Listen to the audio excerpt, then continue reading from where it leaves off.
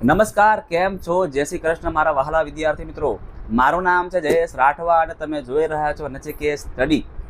મિત્રો, આપણે આ વિડીયોની અંદર એક નવો જ ટોપિક શીખવા માટે જઈ રહ્યા છીએ. આપણે આની આગળના વિડીયોની અંદર આપણે સ્વાધ્યાય મિત્રો 1.1 અત્યારે પૂરું કરાવી ચૂક્યા છે, જેમાં લસા ગુસાની જે કંઈ પણ માહિતી હતી ને એ બધી આપણે શીખી ચૂક્યા છે. અવિભાજ્ય અવ્યવીકરણની રીત પણ આપણે શીખી ચૂક્યા છે. તો મિત્રો, આપણું સ્વાધ્યાય 1.1નું જે આખો ટોપિક છે ને એ આપણો હવે પૂરો થઈ ગયો છે. હવે આપણે આજે શરૂઆત કરવા માટે જઈ રહ્યા છે ભાઈ અસમય સંખ્યાનું પુનરાવર્તન. બરાબર છે, અસમય સંખ્યાઓ છે તો એના પર કઈ કઈ પ્રોસેસ થાય છે એટલીસ્ટ તમને સિમ્પલ કહું ને મિત્રો, તો તમને એક કહી શકું કે ભાઈ આપણે આ વિડીયોથી શીખવાના છે કે ભાઈ √5 છે, √2 છે, √3 છે, √7 છે, આ બધી સંખ્યાઓને આપણે કેવી રીતે અસમય સંખ્યાઓ કહીએ છીએ આપણે સાબિત કરવાનું છે. બસ, બીજું કંઈ વધારે છે નહીં. તો આ સાબિતી કરવાની જે આપણે આ આખા ટોપિકમાં આવે છે 1.2માં આવે છે એ આખું આપણે શરૂઆત કરીએ છીએ આ વિડીયોથી. ડાયરેક્ટ આપણે 1.2 શરૂ કરતા નથી. તમે જાણો છો તેવી રીતે આપણે બધું જ વસ્તુ અત્યારે કરાવવા માંગીએ છીએ. એટલે કે તમને કોન્સેપ્ટ પણ શીખવા માંગીએ છીએ, તમને ઉદાહરણ પણ કરાવવા માંગીએ છીએ અને તમને સ્વાધ્યાય તો કરાવવાના જ છે. એટલે કંઈ પણ વસ્તુ મારા વિદ્યાર્થીઓથી ચૂકી જવું જોઈએ નહીં. બધી જ વસ્તુઓ મારા વિદ્યાર્થીઓ કરી શકે ને એ હેતુથી મિત્રો આપણે ઉદાહરણના દાખલા પણ આપણે કરાવી રહ્યા છીએ. ક્લિયર છે? ચાલો ભાઈ, શરૂઆત કરીએ છીએ કે ટોપિક શું કહે છે, ટોપિક શું કહેવા માંગે છે. તમને થોડી ચર્ચા કરું સૌથી પહેલાં. એનો કોન્સેપ્ટ પહેલાં સમજી લઈએ આપણે, અને ત્યાર પછી આપણે ઉદાહરણ 5, 6 અને 7 આ વિડીયોમાં ખતરનાક રીતે પૂરા કરી દેવાના છે ભાઈ.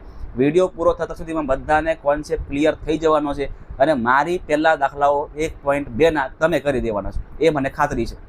ચાલો શરૂઆત કરીએ મિત્રો કે શું આ ટોપિક શું કહેવા માંગે છે. સૌથી પહેલાં આપણે એ સમજી લઈએ ટોપિક શું કહેવા માંગે છે. ટોપિક છે 1.2 પ્રમેય.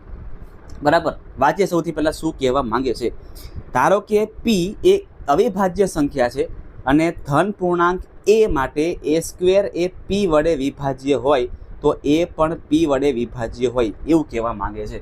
એટલે મિત્રો અહીંયા પી છે ને, પી એ એક સંખ્યા છે અને a² એ પણ એક સંખ્યા છે. બરાબર છે, સમજાવું. પી એ પણ કોઈ એક સંખ્યા છે અને a² એ પણ કોઈ એક સંખ્યાનો વર્ગ છે. આપણે સમજી લો ને એવી રીતના. તો શું કહે છે, જો તમને સમજાવું કે ભાઈ ધારો કે a² બરાબર આપણે લઈ લઈએ છીએ 25 અને પી લઈ લઈએ છીએ આપણે 5.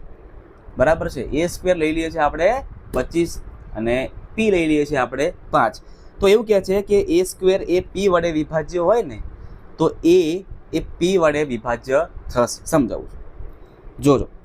ધારો કે 25ના ભાગલા પાડીએ આપણે, શું પડે તો કે ભાઈ 5 ગુણ્યા 5 અને 5ના ભાગલા શું પડે તો 5ના ભાગલા પડે 5 એકા 5. મતલબ તમે જો મિત્રો કે બંનેમાં 5 5 તો આવે છે. એટલે કોઈ એક સંખ્યાનો વર્ગ આપણે કરીએ તો એ સંખ્યાના વર્ગના જે ભાગલા પડે એ, અને જે સંખ્યા લીધી હતી આપણે એના બંનેના ભાગલામાં એક અવયવ તો સેમ હોય ને હોય જ. બરાબર, જો બીજું સમજાવું તમને. હજી એક સંખ્યા લઈએ છીએ આપણે, જેમ કે 47. એટલે કે ધારો કે જો 7નો વર્ગ છે, બરાબર, 7નો વર્ગ કયો લઈએ આપણે 49 લઈએ છીએ. તો 7ના ભાગલા કરો તો શું આવે 7 એકા 7 અને 49ના ભાગલા શું આવે 7 49 આવે. બરાબર છે, 7ના ભાગલા શું આવે 7 એકા 7 અને 49ના ભાગલા પાડો શું આવે 7 49. અહીંયા પણ તમને મિત્રો 7 જોવા મળશે. જો તમે અહીંયા, અને અહીં પણ તમને 7 જોવા મળશે. 49નો એક અવયવ 7 હોય તો 7નો પણ એક અવયવ 7 હોય ને હોય. ક્લિયર છે? ડન છે? પાકું છે? બરાબર. તો આ કોન્સેપ્ટ કહેવા માંગે છે, બીજું વધારે કંઈ છે નહીં. તમને પ્રમેય એક્ઝામમાં નથી પૂછાવાનો, તમારે માત્ર ને માત્ર કોન્સેપ્ટ ક્લિયર કરવાનો હતો. બરાબર, ડાયરેક્ટ શરૂઆત કરી દઈએ છીએ આપણે હવે સ્વાધ્યાય ઉદાહરણ 5, 6 અને 7ની. આપણે આ વિડીયોની અંદર ઉદાહરણ નંબર 5, 6 અને 7ને કમ્પ્લીટલી શીખવાના છે. મિત્રો, તમારે આમાં સ્ટેપને ખાસ યાદ રાખવા પડશે. આમાં સ્ટેપ જ એવા બધા મૂકવાના છે આપણે કે ડાયરેક્ટ આપણે મૂકી જ દેવાના છે ભાઈ. બધામાં સેમ જ મૂકવાના છે. એટલે તમારે એ બધું ગોખી જ નાખવાનું છે અને ગોખશો નહીં તો પણ ચાલશે, તમને આવડી જ જવાનું છે. હું તમને એવી રીતે શીખવાડવાનો છું. બરાબર છે? ચાલો ભાઈ, શું કહે છે તો સાબિત કરો કે ભાઈ √5 છે ને એ અસમય છે. અમને ખબર જ છે ભાઈ, √5 એ અસમય જ છે. કેમ કે અમને જયેશ સરે પહેલા વિડીયોમાં શીખવાડી દીધું હતું કે કોઈ પણ અવિભાજ્ય સંખ્યા હોય અને એ અવિભાજ્ય સંખ્યાની ઉપર છાપરું હોય. શું હોય ભાઈ? છાપરું હોય, એટલે કે વર્ગમૂળ હોય.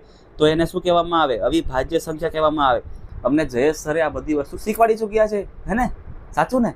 બરાબર. પણ આપણે આમાં સાબિત પણ કરવાનું છે કે ભાઈ કેવી રીતે √5 છે એ અસમય છે. કઈ વાંધો નહીં ભાઈ, સાબિત કરી દઈએ છીએ. ચાલો શરૂઆત કેવી રીતે કરવાની છે આપણે તમને સમજાવું. જોજો મિત્રો, આમાં તમારે સ્ટેપ ફરી તમને કહું છું કે આમાં તમારે સ્ટેપ ખાસ યાદ રાખવા પડશે. સ્ટેપ જ તમે યાદ રાખજો, બીજું કંઈ કરતા નહીં. સૌથી પહેલું સ્ટેપ છે આપણે ઊંધું ધારણા કરવાની, આપણે ખોટી ધારણા કરવાની. આપણને ખબર છે કે ભાઈ √5 એ અસમય છે, પણ આપણે ધારણા એવી કરવાની કે ભાઈ ના, √5 એ સમય સંખ્યા છે, એવી ધારણા કરવાની છે. આપણે ખોટા બનવાનું છે પહેલાં તો. ચલો બની જાય ખોટા આપણે કે ભાઈ ધારો કે ચાલો ધારો કે √5 સમય સંખ્યા છે, બરાબર છે. ધારો કે √5 કેવી છે ભાઈ? સમય સંખ્યા છે. હવે તમને ખબર છે કે જ્યારે સમય સંખ્યા હોય તો શું લખાય? સમય સંખ્યા એટલે કે a/b, એટલે ઉપર સંખ્યા છેદમાં નીચે સંખ્યા, હે ને? તો લખી શકાય કે તેથી √5 બરાબર a/b. આ a અને b શું છે ભાઈ? તો કે a અને b એ અવિભાજ્ય પૂર્ણાંક છે. a b અવિભાજ્ય પૂર્ણાંક છે, અવિભાજ્ય પૂર્ણાંક છે. ચાલો હવે અહીંયા આપણે 1 મૂકી દેવાનું, છેદમાં કંઈ નહીં એટલે 1 તો આપણે મૂકી જ દઈએ છીએ, આપણને ખબર જ છે. હવે કરીએ ક્રોસ ગુણાકાર, તો √5 × b કરો શું આવે ભઈલા? તો √5 × b એટલે √5b બરાબર 1 × a કરો એટલે a થાય. આપણે a ને આગળ લઈ લઈએ, b ને પાછળ લઈ લઈએ તો કે વાંધો આવે? કશું વાંધો ના આવે, કરી દેવાય. તો a બરાબર √5b આવું લખાય. હવે મારે આ √5 માંથી રૂટ કાઢી દેવું છે, તો શું કરવું પડે? બોલો તો શું કરવું પડે? તો કે ભાઈ √5 માંથી રૂટ કાઢવું હોય તો એને વર્ગ કરી દેવો પડે. વર્ગ કરી દો એટલે રૂટ નિશાની નીકળી જશે. તો બંને જગ્યાએ વર્ગ કરીએ આપણે, બંને બાજુ વર્ગ કરતા તો વર્ગ લેતા, હે ને? ચલો વર્ગ લઈ લઈએ. તો a નો વર્ગ શું બનશે? a નો વર્ગ બનશે a². √5 નો વર્ગ 5 થઈ જાય અને b નો વર્ગ બનશે b². આ તમારે એકવાર મસ્ત રીતે આને હાઇલાઇટ કરી દેવાનું છે. લખી દઈએ આપણે આને સમીકરણ નંબર પહેલું. સમીકરણ નંબર આને શું કહી દઈએ છીએ? પહેલું કહી દઈએ છીએ. ડન છે. ચાલો આની પરથી ખબર શું કહેવાય? આની પરથી એવું કહેવાય કે a² નો આ 5 જે છે ને, 1 મિનિટ જો, આ 5 જે છે ને મિત્રો, 5 એ a² નો એક અવયવ છે. આ 5 જે છે એ a² નો એક અવયવ છે, એટલે કે a² ના ભાગલા કરતાં આપણને 5 અને આપણને b² મળે છે. તો આપણે આ જ લખવાનું પણ છે. ચલો લખીએ કે ભાઈ 5 એ a² નો એક અવયવ છે, a² નો એક અવયવ છે. ક્લિયર? અહીંયા 50%નું કામ આપણું અહીંયા પૂરું થાય છે, બરાબર. હવે આપણે આગળ વધીએ છીએ. હવે તમે જો પાછી બીજી ધારણા આપણે કરવાની છે. અત્યારે કેવું અહીંયા a બરાબર, અહીંયા જો તમે અહીંયા a અને અહીંયા b છે ને, હવે આપણે અહીંયા a રાખવાનો છે, પણ અહીંયા આપણે b ની જગ્યાએ c રાખવાનું છે. આ તમારે ફિક્સ રાખવાનું. પહેલાં આપણે a b ને બરાબર રાખી દેવાના અને પછીના બીજા સ્ટેપમાં આપણે a જોડે c લેવાનું છે, બરાબર. a જોડે આપણે શું લેશું? હવે c લેવાનું છે. ચલો લઈ લઈએ છીએ. હવે ધારો કે a બરાબર 5c, ધારો કે a બરાબર 5c લેતા, a બરાબર શું લેવાનું છે આપણે હવે? 5c. ફરીથી આપણે જો તમે અહીંયા a² છે તો મારે પણ અહીંયા a² કરવો છે. a² કરવા માટે બંને જગ્યાએ ફરીથી વર્ગ કરી દઈએ છીએ. તો અહીંયા a નું બનશે a², 5 નો વર્ગ થાય 25 અને c નો વર્ગ થશે c². ફરી આને કરી દેવાનું છે ભાઈ આપણે હાઇલાઇટ, અને આને કહી દઈએ સમી નંબર પહેલું, સમી નંબર બીજું. સમી નંબર પહેલું આપણું આ રહ્યું, સમી નંબર બીજું આપણું આ રહ્યું. બંને તમે લોકો જો, હવે બંને તમે જો કે અહીંયા a² બરાબર 25c² છે અને a² બરાબર 5b² છે, બરાબર છે. એટલે આ બંને પદો સરખા આગળના, તો પાછળના પદ પણ કેવા થશે ભાઈ? સરખા જ થશે. તો લખવાનું કે સમીકરણ નંબર 1 અને 2 પરથી, સમીકરણ નંબર 1 અને 2 મુજબ કાં તો 2 પરથી 5b² બરાબર 25c² થશે. 5b² બરાબર 25c² થશે.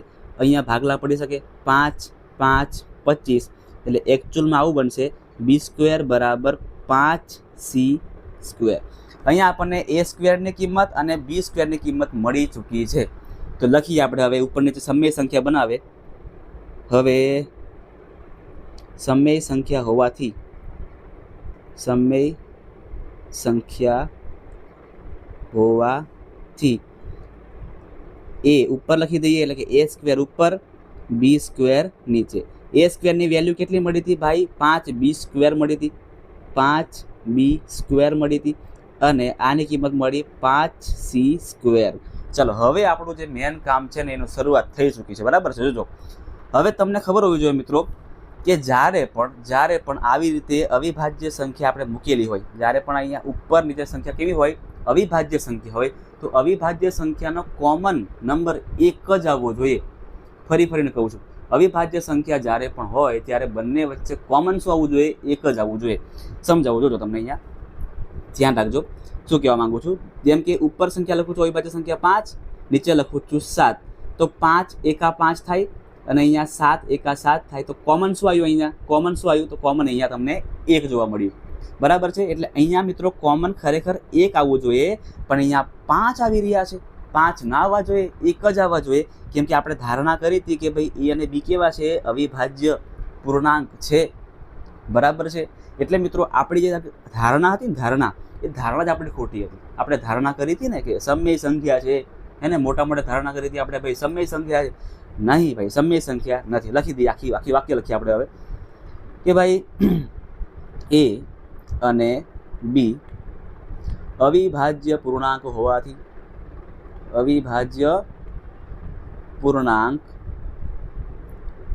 હોવાથી તેમનો સામાન્ય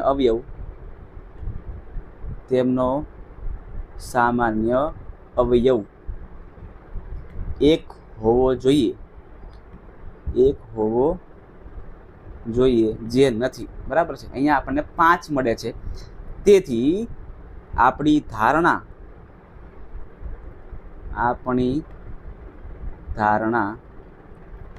ખોટી સાબિત થાય છે.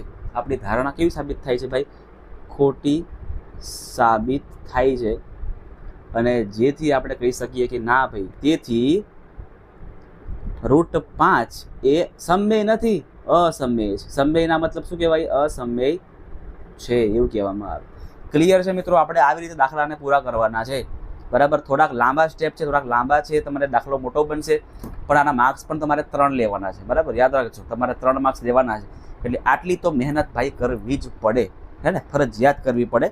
ચાલો દાખલા નંબર 6 કરીએ છીએ. હવે સાબિત કરો કે 5 - √3 એ અસમય છે. આ દાખલાઓ બહુ સિમ્પલ છે. જ્યારે તમને આવી રીતે પૂછે ને એક જ સંખ્યા, તો તમારે અઘરું પડે લખવાનું, પણ જ્યારે આટલી લાંબી સંખ્યા હોય તો આપણને બહુ જ ઇઝી પડી જવાનું છે. જો આને પૂરું કરી દઈએ છીએ. ફરી ધારણા કરવાની છે આપણે કે ભાઈ આ છે ને એ અસમય છે, સમય છે. તો ધારણા કરીએ. ધારો કે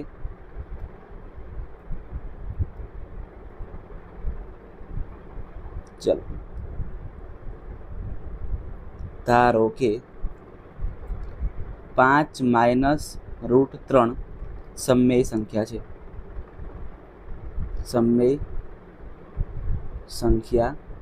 છે, ડન.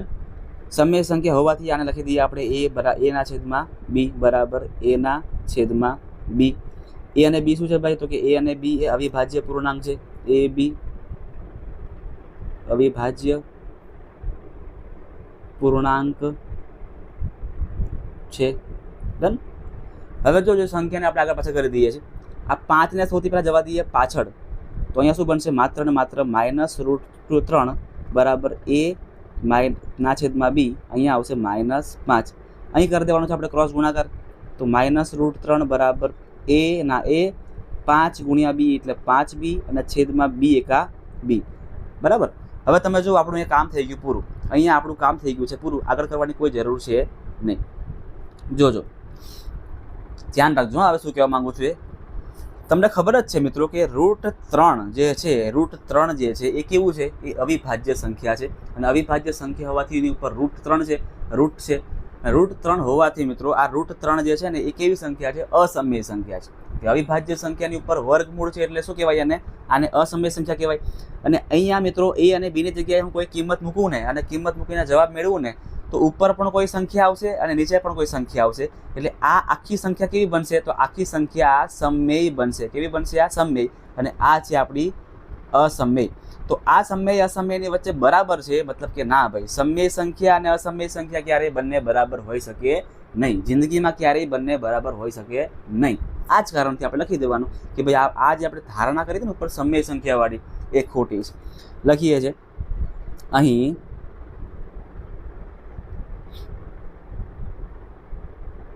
A અને B એ અવિભાજ્ય પૂર્ણાંક છે. અવિભાજ્ય પૂર્ણાંક છે. તેથી આખું જે તંત્ર છે ને આ a-5b ના છેદમાં b એ કેવું છે? સમય છે. એ સમય સંખ્યા છે. ઉપર લખું છું હવે. અને √3 એ અસમય સંખ્યા છે. અસમય સંખ્યા છે. તેથી આખું જે તંત્ર છે ને કે -√3 બરાબર a-5b ના છેદમાં b આ ખરેખર કેવું છે? નોટ ઇક્વલ ટુ છે, હે ને? એટલા માટે અહીં આખી સંખ્યા કઈ હતી? તો કે ભાઈ 5 - √3 એ કેવી છે? અસમય સંખ્યા છે. આપણી ધારણા ખોટી હતી. અસમય સંખ્યા છે. ક્લિયર? બસ દાખલો થઈ ગયો અહીંયા પૂરો. આપણું આટલું જ કરવાનું હતું, વધારે કરવાની કંઈ જરૂર હતી નહીં. ચલો આગળ વધીએ છીએ આપણે. સાબિત કરો કે 3√2 એ અસમય છે. આ પણ બહુ સિમ્પલ રીતે સાબિત થઈ જાય. હવે તમને ખ્યાલ પડી ગયો હશે સ્ટેપ આપણે કેવી રીતે લેવાના છે. સૌથી પહેલાં ધારણા કરવાની છે આપણે કે ભાઈ ધારો કે 3√2 એ અસમય છે. સોરી, અસમય ક્યાં? સમય છે. અને ધારણા ખોટી કરવાની છે આપણે. સમય સંખ્યા છે. ડન. હવે 3√2 બરાબર શું લખાય? 3√2 બરાબર 1/a/b લખાશે. જ્યાં a અને b કેવું છે? a અને b એ અવિભાજ્ય પૂર્ણાંક છે. અવિભાજ્ય પૂર્ણાંક છે. હવે આ 3 લઈ જાઓ પાછળ, તો √2 બરાબર a અને 3 ગુણાકારમાંથી ક્યાં આવશે? ડાયરેક્ટ છેદમાં આવી જાય, એટલે કે 3b થઈ જશે. અહીંયા આપણું કામ થઈ ગયું પૂરું. અહીંયા a અને b એ કોઈ અવિભાજ્ય સંખ્યા છે, એટલે કોઈ સંખ્યા મૂકીએ ને આપણે તો અહીંયા સંખ્યા બનશે. એટલે આ આખું બનશે અસમય, સમય બનશે, આ બનશે અસમય. તમને ખબર જ છે. તો લખવાનું કે અહીં a અને b એ અવિભાજ્ય પૂર્ણાંક હોવાથી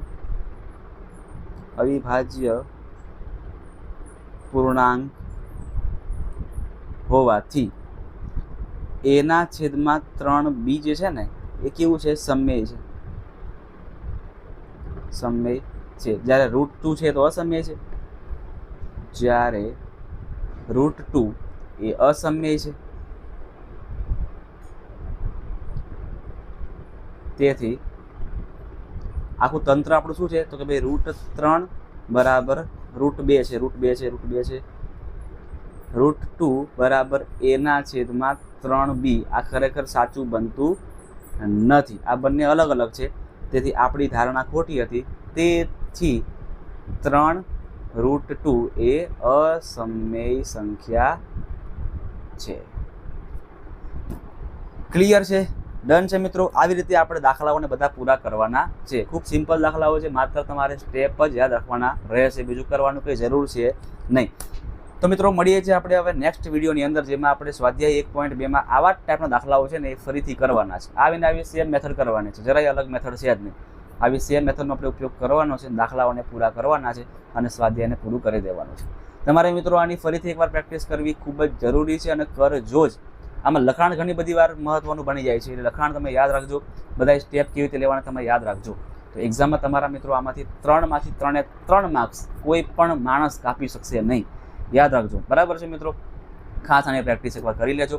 તો મળીએ છીએ આપણે હવે નેક્સ્ટ વિડીયોની અંદર, જેમાં આપણે સ્વાધ્યાય 1.2 કરાવીશું. તમને આ વિડીયો કેવો લાગ્યો એ ખાસ મને કોમેન્ટ બોક્સમાં લખીને જણાવજો. વિડીયો તમને ગમ્યો હોય તો વિડીયોને એક મસ્ત મજાની લાઇક પણ મારી દેજો અને તમારા મિત્રો સુધી આ વિડીયોને જવા દેજો, શેર કરી આપજો. મળીએ છીએ આપણે નેક્સ્ટ વિડીયોની અંદર.